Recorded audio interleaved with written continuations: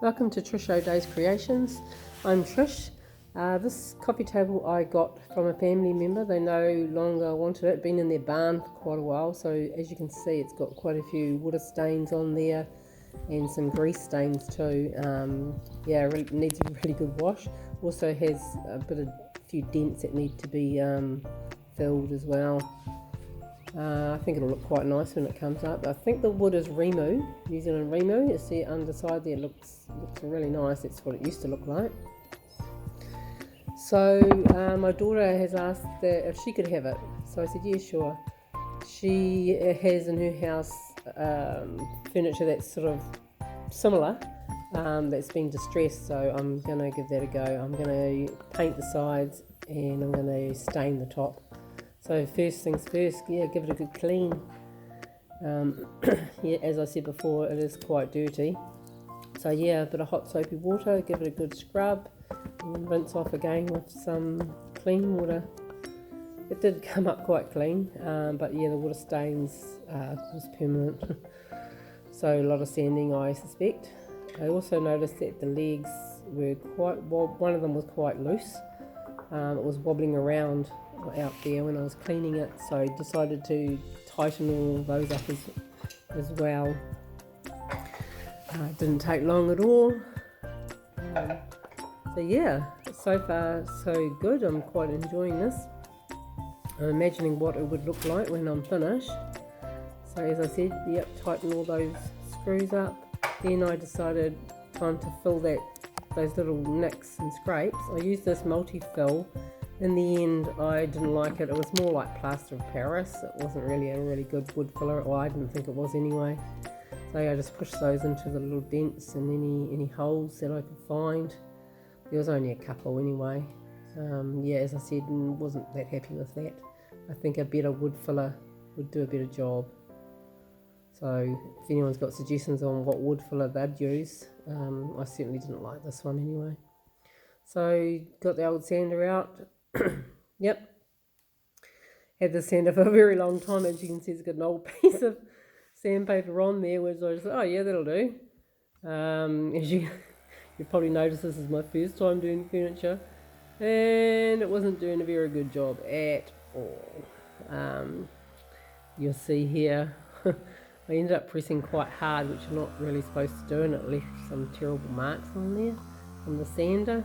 See, it's not sanding very well at all. You can see that stain towards the left.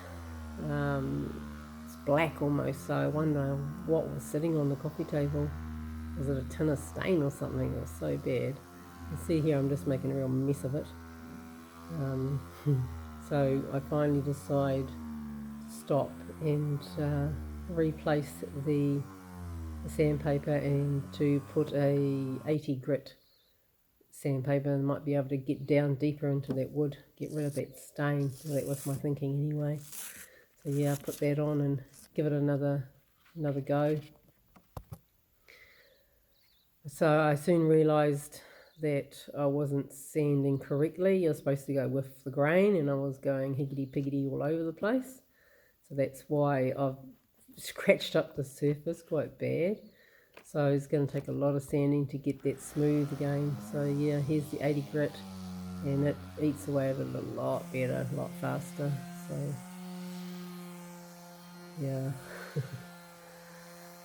more sanding. It took a long time, and I'll just show you now what's there. See, son of a biscuit, it's still there, and there's still that grease mark as well. But at this stage, this is the only marks that I can see on the top. So I really just concentrated on that. So then I decided I'll use my round sander, orbital sander. See if that does a better job. It might eat into it a bit better. I gave it a lot of sanding, and then I taped off the sides. Got sick of the sanding, so I'll come back to that later. Taped off the sides because I'm going to be staining the top. Flipped it over, taped to the bottom as well. So I'll keep that natural wood. And ready for a spray painting, but undercoat first. I was looking forward to this because I love painting. It's the best part, I think. So I bought this primer. It's a 4-in-1 primer. It has a sealer in it as well and a stain blocker. So a stain blocker helps if you've got any woods that are quite dark or stained, sometimes they'll seep through the paint, wreck the paint. So I thought I might as well just buy that one and use it on everything, whether it needs one or not. So I gave that a coat. In some places I went over twice. And there it is, all ready for painting. So with the painting, I decided to use a chalk paint. It's called Rust-Oleum Chalked. Chiffon Cream is the colour. You can buy this in a tin as well, but I decided to buy it in a can and spray it on. It's a nice light creamy colour. Sort of a farmhouse type colour, I reckon. So yeah, one can did the table, 2 coats. And yeah, at the end I just had a good look over and could see where I'd missed and just touched it up a little bit. I did wear this mask even though you don't need to. It's no VOCs in it, so but it still stinks. I mean, any spray can stinks, doesn't it? So I did wear the mask. Safety first. Yeah, so there am I finishing it up. And after that I did give it a clear coat of this finish.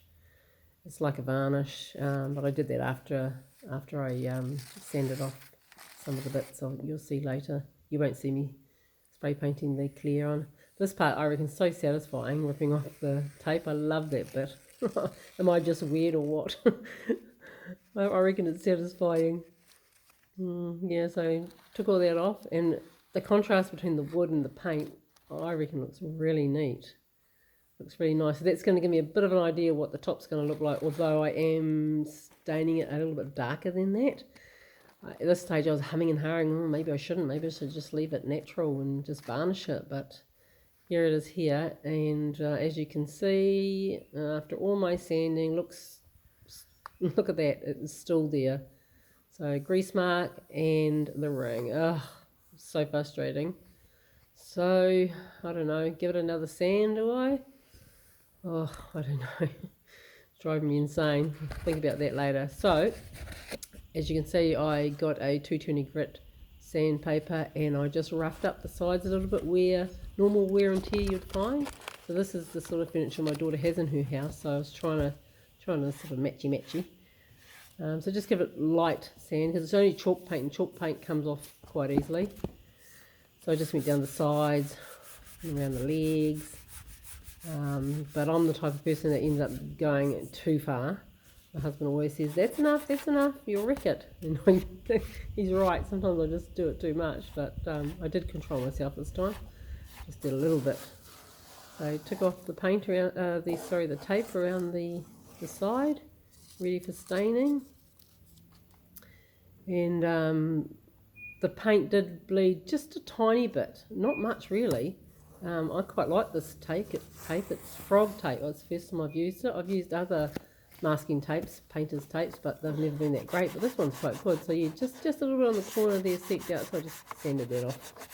So yeah, quite impressed with the green frog tape. Just get that from Bunnings. And the paint, the Rust-Oleum paints, I also got those from Bunnings as well. And my paint brushes. So look at that. There's the grease mark. Ugh, crying right now. Oh well, give it another sand, see if that helps. So off I went again, sand. In the end I just thought, look, it is what it is. It's going to be a rustic piece anyway, so I mean, old rustic pieces, surely they have stains on it. So yeah, I just said, nah, I'll just give it a light sand now with a 230 grit sandpaper.